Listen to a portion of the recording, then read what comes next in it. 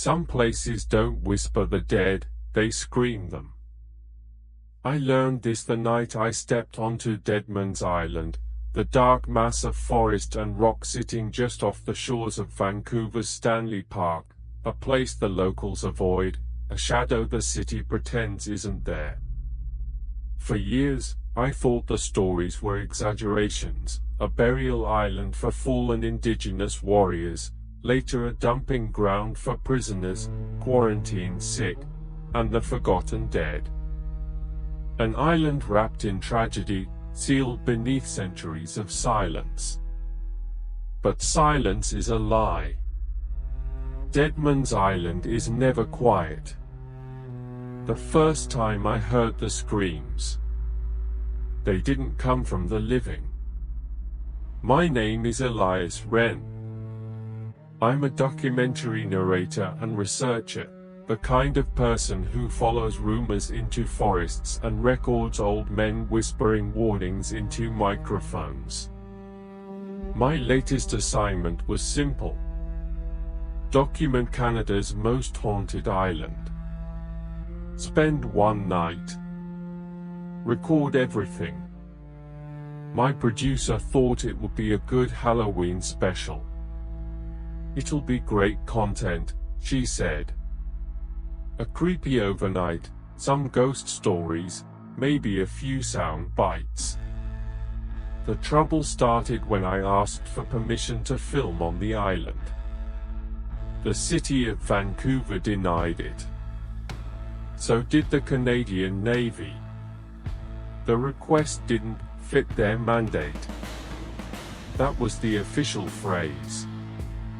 Unofficially, one sympathetic officer muttered, "Don't stay there after sunset, not unless you want to join the dead." People had disappeared. Investigators lost equipment. Voices were heard. Shadows moved. The island's history was darker than anyone in government wanted attached to tourism. But content is content, and I was desperate for a breakthrough episode. So I went without permission. Just me, my recording gear, and a boat I rented from a fisherman who refused to step closer than 50 meters to the shoreline. "You cross this water alone," he said. "If you hear anything calling your name, row the other way." He dropped me off at dusk. The air was heavy. The water still. And Deadman's Island stood waiting, dark and silent as a sealed tomb. Or so I thought. The moment the boat nudged the jagged shoreline, the world felt colder. Not temperature cold, blood cold. The wind stopped. The trees stopped swaying. The world around me went unnaturally still. My boots sank into wet sand scattered with broken shells and driftwood bones.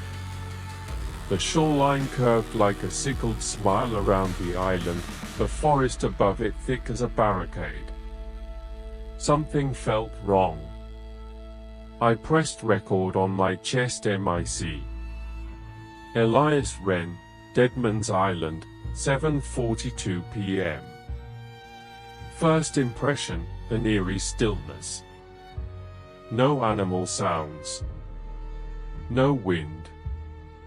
No sign of life. I didn't know then that the forest was listening. I didn't know it would answer. Deadman's Island has layers, like a graveyard built on another graveyard. The indigenous Musqueam people buried fallen warriors here after centuries of clan battles. Their spirits were believed to fight on, even in death. Then the Europeans arrived. The island became a prison camp. Then a quarantine station. Then an execution ground during wartime. Every generation added more bodies. And every body added more anger. Official records say the dead were relocated. This is a lie. No one dug up this island. No one dared disturb the bones. Deadman's Island is still a burial ground. And the ground remembers everything. The trail was narrow, carved between black cedar trees that grew tall and twisted. Their branches interlocked so tightly it felt like entering a ribcage. Branches scraped against each other with a sound like muffled whispers.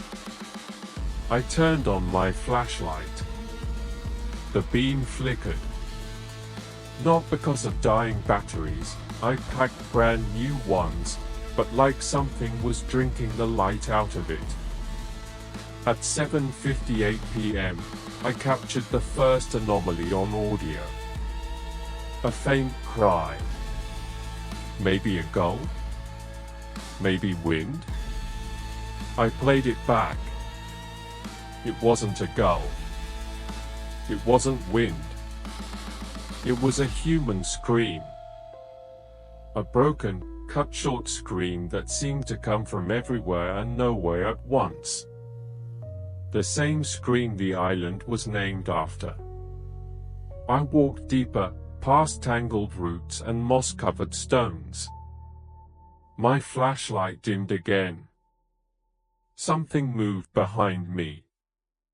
A figure. Human-sized. Standing between the trees. I spun around, raising the light, but the shape was gone. The recording captured a whisper. Go back. Impossible. I was alone. I should have left.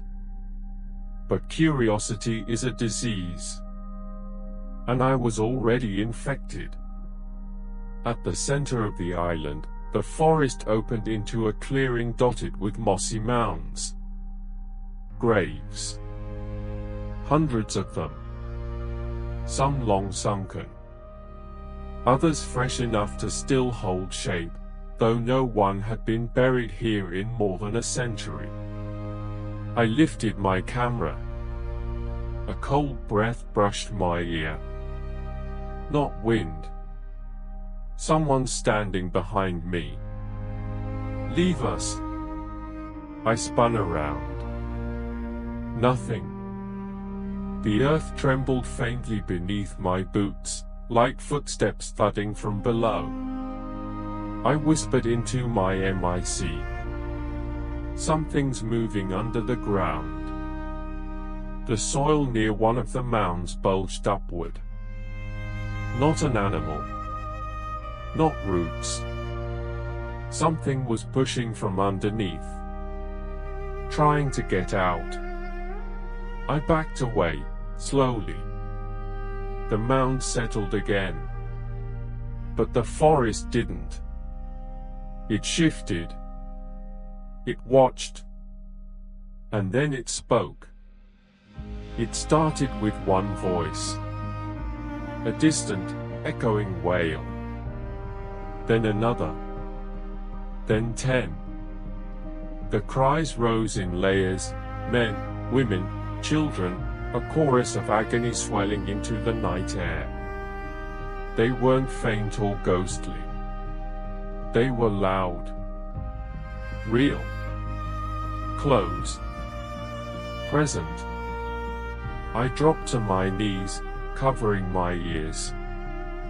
The ground shook beneath me like bodies thrashing. The trees vibrated. And suddenly the cries stopped. All at once. The silence that followed was worse. It felt like the entire island was holding its breath. Waiting. Night had fully swallowed the island. When I lifted my head, I saw them. Figures standing among the trees. Dozens of them. Their shapes distorted, as if made of smoke. Their eyes glowing faintly white. They didn't move. They didn't blink. They only watched. I whispered, "I mean no harm." A whisper answered, "All trespassers say that." The figures stepped closer. I stumbled backwards, tripping over a root. My flashlight died completely, and the forest went black. Except for the eyes. Hundreds of eyes, forming a circle around me. A shape separated from the others. Taller, broader, armed with the faint outline of a spear. An indigenous warrior spirit, but not peaceful. His voice rolled like thunder underwater. "This land is not yours. This death is not yours. Why do you walk on the bones of warriors?" I swallowed hard, shaking. "I'm only documenting history. History feeds on the living." He raised his spear, or the ghostly idea of one, and pointed it directly at my chest. Cold pierced through me. Not physical pain, something worse. My heartbeat slowed. My breath shortened. Like my life was being translated into their world. A second group emerged from the trees. Gaunt faces. Broken necks. Ropes still dangling. Prisoners. Executed men. Their bodies twisted from hanging. They staggered toward me. One reached out, fingers long and sharp like skeletal branches. His voice was a wet choke. "We died forgotten." Another rasped, "Remember us." A third whispered, "Stay with us." Their hands pressed against my arms, my neck, my chest. Their touch was ice burned into flesh. They didn't want to kill me. They wanted to keep me. The warrior spirit shouted something in a language older than the island itself. The prisoners recoiled, but didn't retreat. They only circled, waiting. My survival instinct finally woke up. I ran. Branches ripped at my face. Roots grabbed my ankles. Shadows chased me with whispering voices. "Don't run. Come back. You don't belong to life."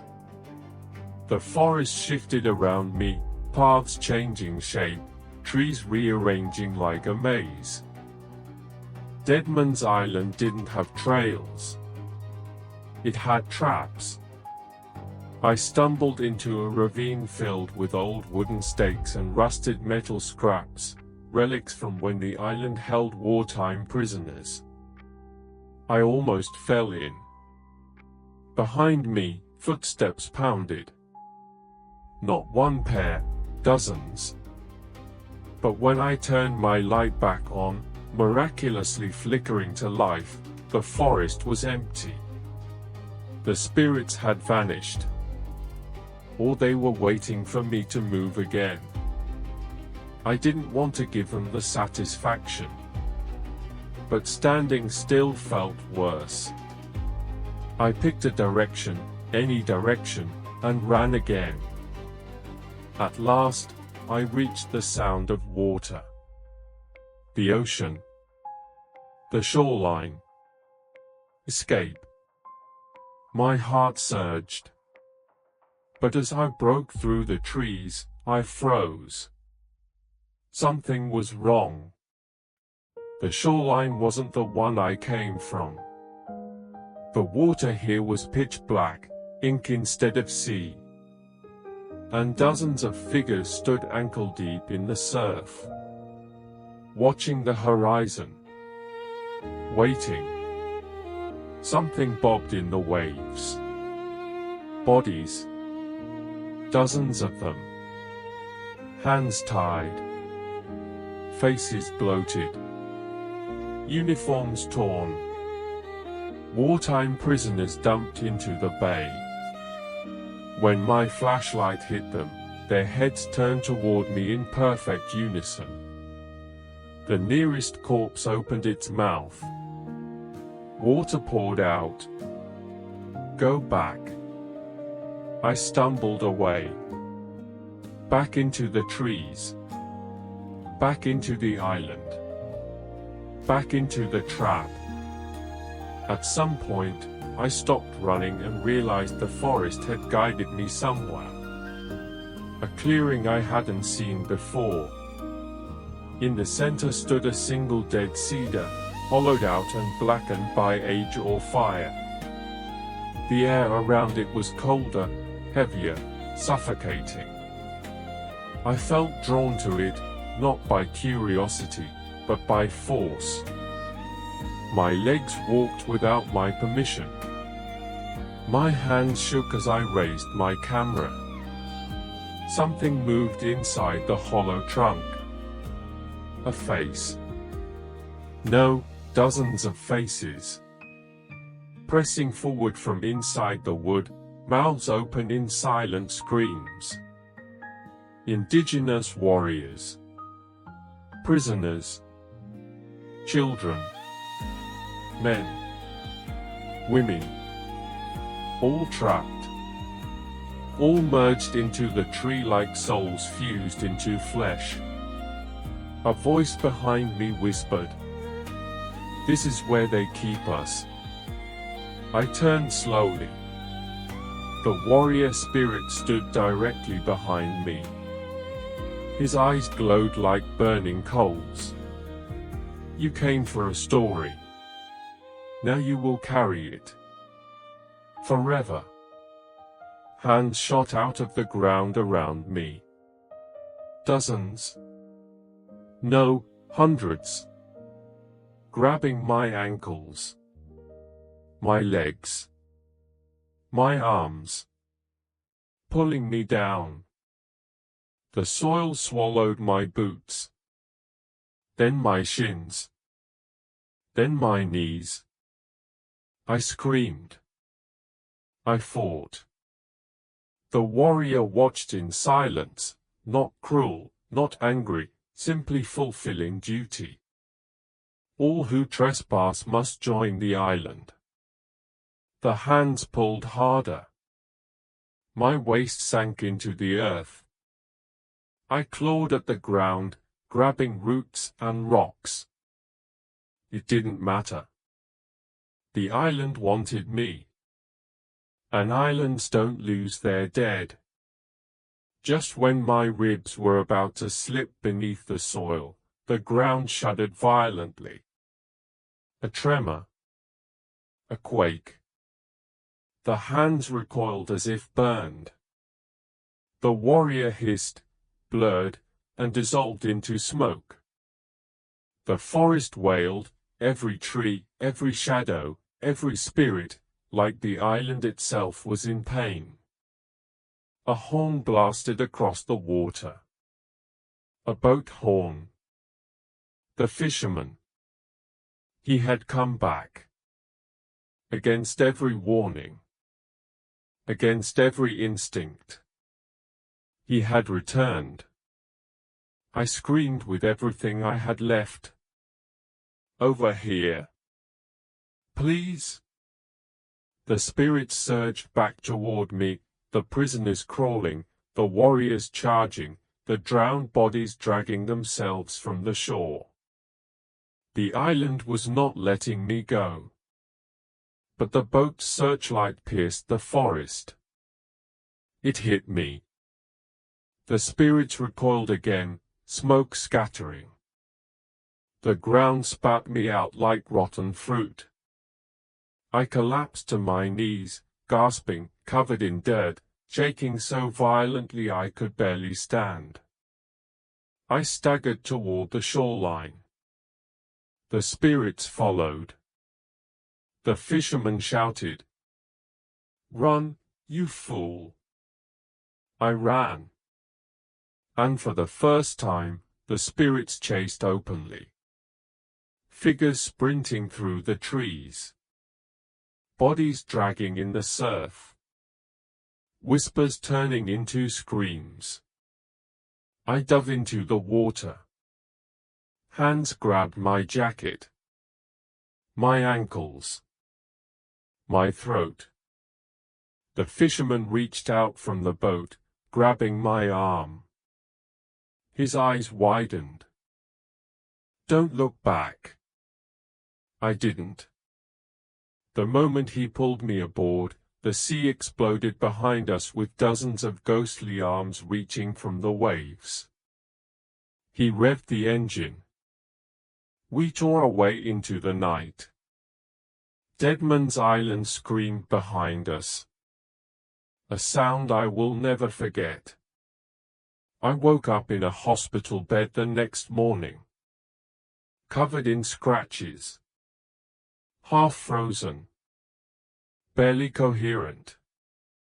The police questioned me relentlessly. But the fisherman refused to speak of the island. "Some things aren't meant for human ears," he told them. They released us both by evening. I went home, intending never to speak of Deadman's Island again. But something followed me. At night, I hear cries outside my window. Whispers through the floorboards. Footsteps pacing beside my bed. Sometimes I wake with dirt under my nails. Sometimes I wake to see handprints on the wall. But the worst part? My camera survived. The footage is corrupted, except for one clip. A single frame. A face. The warrior. Staring directly into the lens. His whisper fills the audio. "You left the island. But the island didn't leave you. Last night, I found something on my living room floor. Wet sand. And a footprint. Not mine. Beside it, a whisper. Come back. I don't know how long I can resist. The island is calling me. Pulling me. Owning me.